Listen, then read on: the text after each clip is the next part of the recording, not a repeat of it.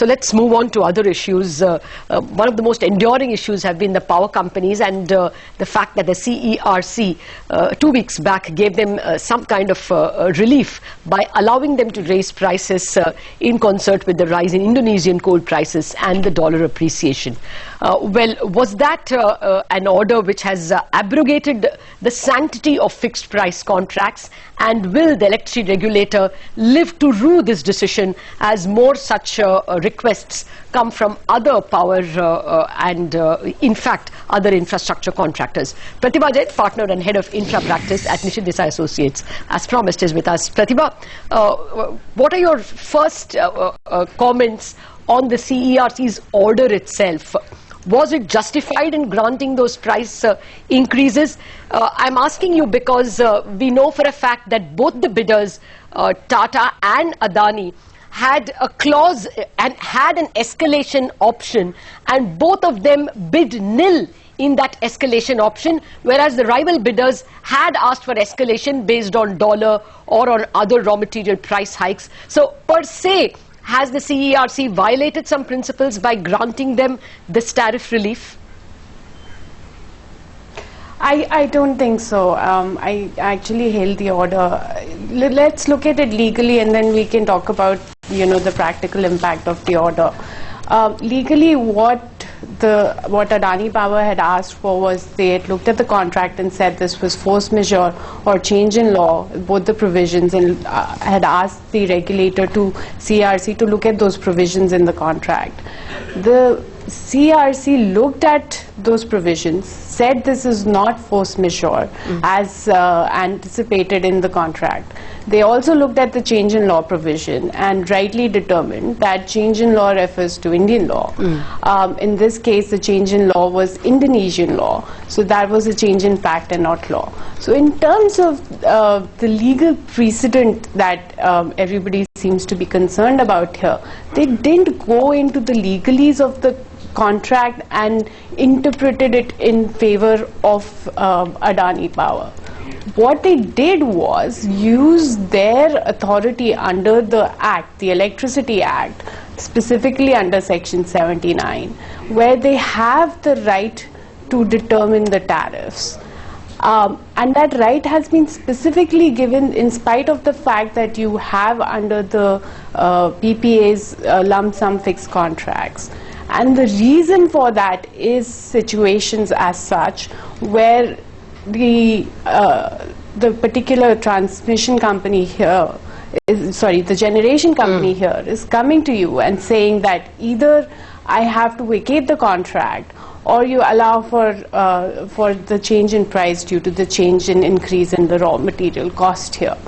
I think the power that is given to CERC under Section 79 or the state commissions, has been already upheld by both the Supreme Court and APTEL, that they have the power and they should use it. They actually have a duty. In a December 2013 judgment, APTEL, Justice Vinayakam had said the state commission has a duty to use that power in renegotiating the price.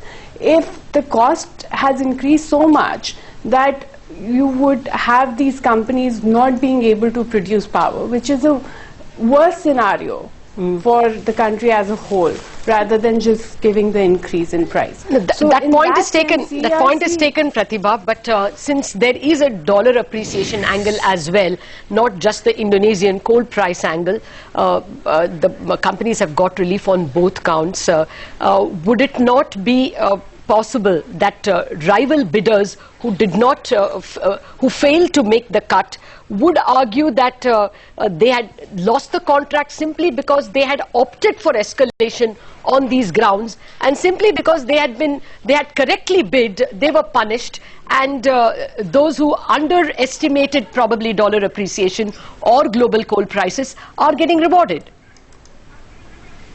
Okay. So let's look at this again legally and practically.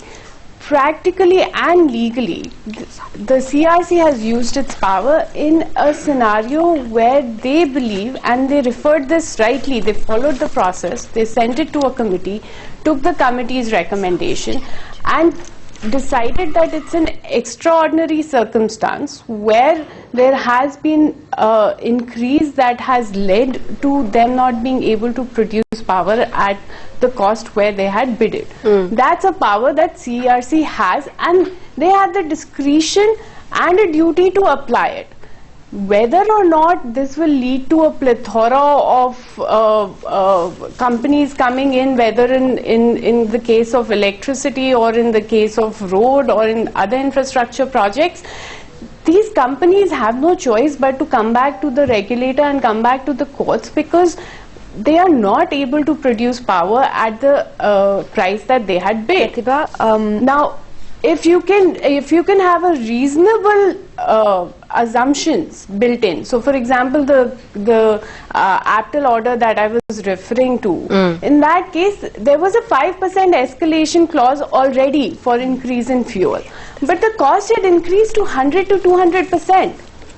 Okay. So, even in that scenario, the APTEL order said it was the duty of the Commission to look at the extraordinary circumstances. 5% was given, 100% has gone. The choice is between no power and these the company is not being able to produce power, and doing what the regulator has been given the power. That's why the regulator, these are not objective criteria set. You've been given the power to the regulator to use it in extraordinary circumstances. Sorry to interrupt you. That point is taken, but that point is valid, but we don't have too much time, so I'm quickly going to try and squeeze in one last question to you.